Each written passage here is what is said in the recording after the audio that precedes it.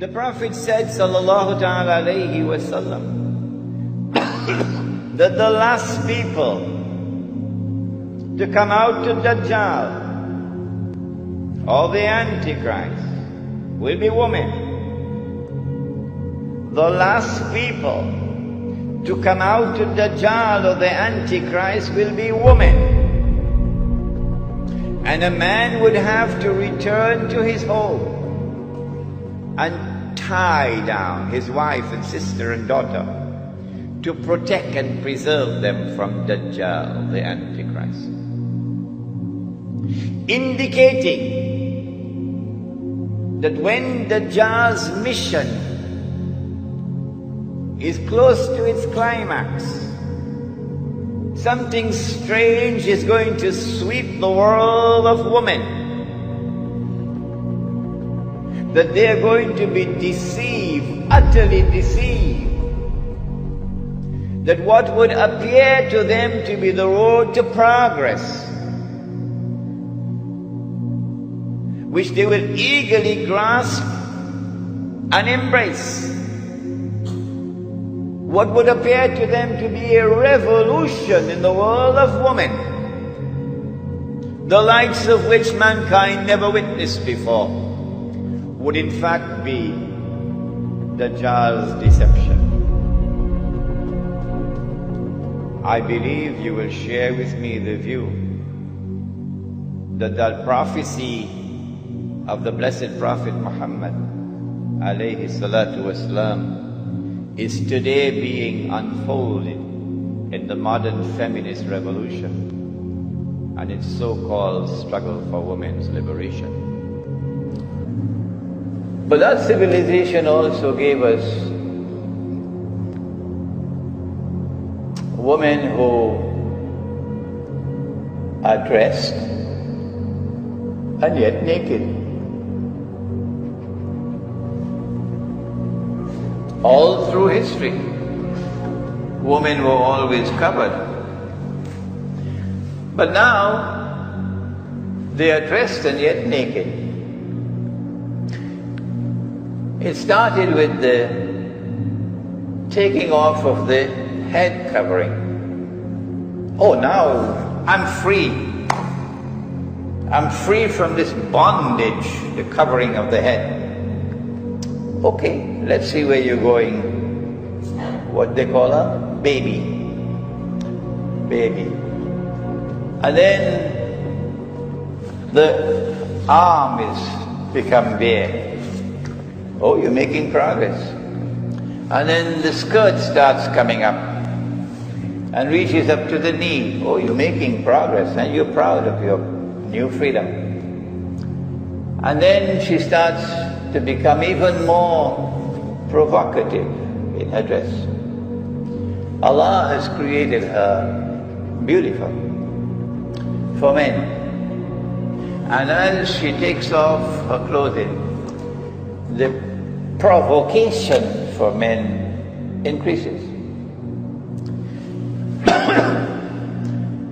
Is this happening by accident?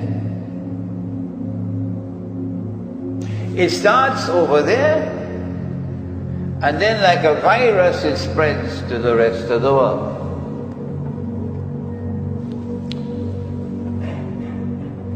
The revolution in dress, because she is dressed and yet naked, obviously has a sexual repercussion. And it leads to a sexual revolution, where the barriers which were built by society concerning the sexual bond are now dismantled. And eventually, sex is as free as the sunshine. You come a long way, baby. Huh? Sex is now as free as the sunshine. Well then, the implication would be universal zina. people eventually won't bother about getting married. Marriage is for the birds. Yeah, we the young ones, we live a different way. We shack up. A boy and a girl decide we want to live together, we shack up. And we say to society, this is a new lifestyle. We shack up. And when we have a falling out, we just shack out. And this zina becomes now commonplace and acceptable. So in a similar way, what used to be considered to be detestable, zina, now becomes commonplace and acceptable. Is this happening by accident? If it is not, then we ask, what is the explanation for it? We have an explanation in Islamic eschatology, and this is ours. If you differ, then please tell me what is yours. Nabi Muhammad alayhi salatu wasalam explained to us the sexual revolution. It's not just zina. No. Eventually you reach saturation point in the number of women you can have, and then it no longer excites you. So then you turn to something else, because now men will dress like women. Yes. If a man is to dress like a woman, the first thing he has to do, whether you like it or you don't, whether you approve of what I say or you don't, the first thing he has to do is to shave off his beard. It doesn't matter to them that it was Allah put the beard on their face. No! You made a mistake. I'm taking it off. Because the modern world considers the clean-shaved face to be one of progress. And the beard represents backwardness.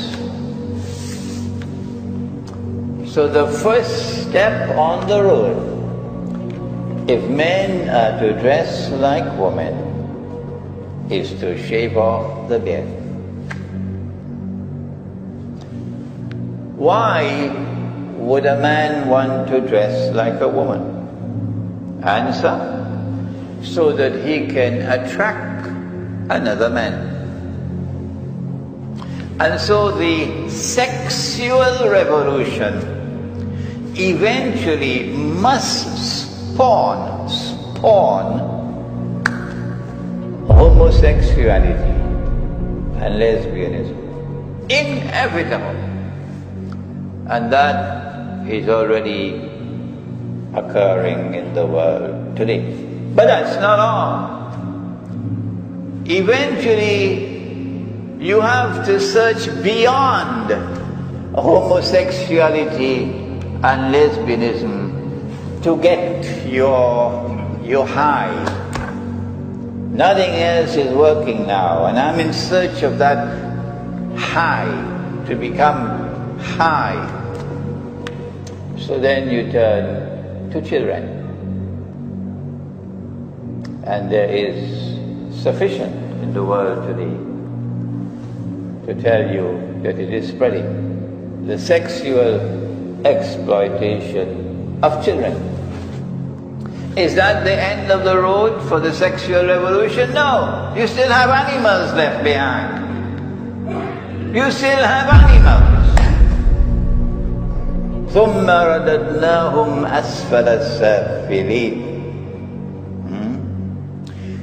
Nabi Muhammad alayhi salatu wasalam gave us the explanation for this phenomenon, this sexual revolution. And he said to us that this was Dajjal's sexual revolution. If you have another answer in your university, in the Department of Gender Affairs, come on and give it to us. We are waiting for it. The Department of Gender Affairs of your ministries or of your universities. Ours is, this is Dajjal. In other words, Dajjal will be brainwashing women. And they'll be so mesmerized, so hypnotized by Dajjal, so totally captivated that they will lose the capacity to think properly.